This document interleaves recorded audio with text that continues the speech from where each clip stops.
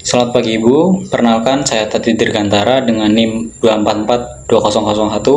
Pada kesempatan pagi hari ini saya akan mempresentasikan hasil telaah dan revisi modul ajar yang telah saya lakukan. Nah, modul ajar yang saya telaah ini merupakan modul IPAS kelas 5 SD, materi harmoni dalam ekosistem. Modul ini menggunakan model problem based learning dengan metodenya itu observasi, tanya jawab, diskusi, dan presentasi. Nah, salah satu kegiatan utamanya adalah peserta didik mengamati video tentang rantai makanan, kemudian membuat produk berupa menara rantai makanan. Kemudian ketika saya sudah menganalisis modul ini, saya menemukan beberapa permasalahan.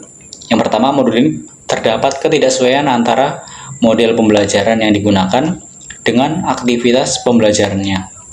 Karena secara teori PBL mengharuskan peserta didik belajar melalui pemecahan masalah nyata. Tetapi dalam modul ini, video yang ditampilkan lebih berfungsi sebagai penyampaian materi, dan setelahnya peserta didik langsung membuat produk tanpa melalui proses pemecahan masalah yang mendalam.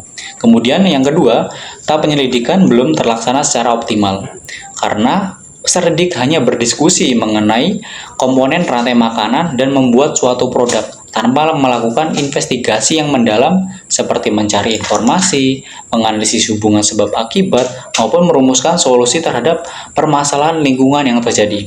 Ketiga, LKPD yang digunakan lebih berfokus pada langkah-langkah pembuatan produk daripada kegiatan yang melatih kemampuan berpikir kritis. Selain itu, pada bagian asesmen sumatif yang digunakan masih berupa teka-teki silang, yang hanya mengukur kemampuan mengingat konsep dan belum mengukur kemampuan berpikir tingkat tinggi atau HOTS. Dan kemudian, jika ditinjau dari perspektif deep learning, kondisi tersebut menyebabkan prinsip meaningful, mindful, dan joyful itu belum terlaksana dengan baik.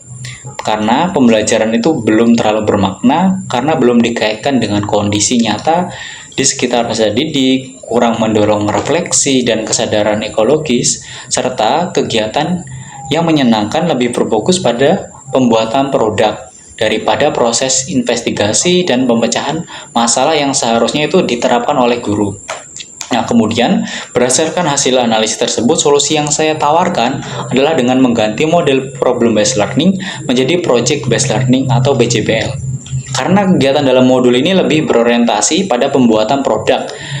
Dalam revisi modul yang sudah saya lakukan, saya mengubah sintak pembelajaran sesuai tahapan PJBL, yaitu pertama itu menentukan pertanyaan mendasar, menyusun perencanaan proyek, menyusun jadwal, memantau kemajuan proyek, menilai hasil proyek, dan melakukan refleksi dari kegiatan pembelajaran yang sudah terjadi. Nah, kemudian selain itu saya juga menambahkan fenomena yang kontekstual berupa kasus pencemaran sungai yang menyebabkan populasi ikan berkurang. Itu sebagai video stimulus yang saya lakukan di awal pembelajaran. Kemudian saya juga menambahkan kegiatan investigasi dalam LKPD sehingga peserta didik tidak hanya membuat produk saja, tetapi juga mengidentifikasi komponen ekosistem, menganalisis dampak perubahan populasi dalam organisme, serta menentukan solusi untuk menjaga keseimbangan ekosistem yang terjadi. Kemudian perubahan lainnya adalah dengan memberikan dua pilihan proyek, yaitu menara rantai makanan dan juga yang kedua itu pohon keseimbangan ekosistem. Nah, dengan adanya pilihan tersebut, peserta didik memiliki kesempatan untuk menyesuaikan proyek dengan minat dan kreativitas mereka, karena di modul yang sebelumnya itu cuma hanya satu proyek saja. Kemudian selain itu, asesmen yang juga yang dikembangkan ini menjadi asesmen HOTS berbasis KHOT yang memungkinkan peserta didik menganalisis kasus, menjelaskan hubungan sebab akibat dalam ekosistem, kemudian juga dilatih untuk merumuskan solusi terhadap permasalahan lingkungan yang ada di sekitar mereka. Nah, melalui revisi ini, prinsip deep learning menurut saya dapat terwujud karena aspek mindful tercapai melalui penggunaan fenomena nyata, kemudian aspek mindful berkembang melalui kegiatan investigasi, refleksi, dan asesmen HOTS, kemudian aspek joyful muncul melalui kerja kelompok, kebebasan memilih proyek, kemudian pembuatan produk kreatif, dan presentasi hasil kerjanya mereka. Nah, kemudian dari pengalaman menganalisis dan merevisi modul ajar ini, saya memahami bahwa pemilihan model pembelajaran harus sesuai dengan tujuan aktivitas dan asesmen yang digunakan. Saya juga semakin menyadari bahwa pembelajaran yang baik tidak hanya berfokus pada penyampaian materi saja atau menghasilkan suatu produk, tetapi memang harus ditekankan kepada mampu memberi pengalaman belajar yang bermakna, mendorong peserta didik berpikir kritis, melakukan refleksi, serta menghubungkan pembelajaran dengan kehidupan nyata. Selain itu, asesmen juga perlu dirancang untuk mengukur kemampuan berpikir tingkat tinggi, bukan hanya kemampuan mengingat konsep saja. Nah, kemudian juga dari pengalaman ini menjadi bekal yang sangat berharga bagi saya sebagai calon guru.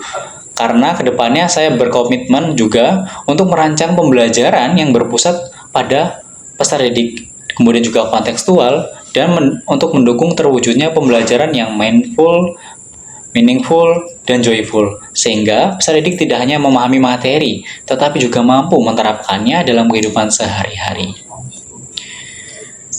Sekian presentasi yang dapat saya sampaikan pada kesempatan pagi hari ini. Terima kasih atas perhatiannya dan sekian.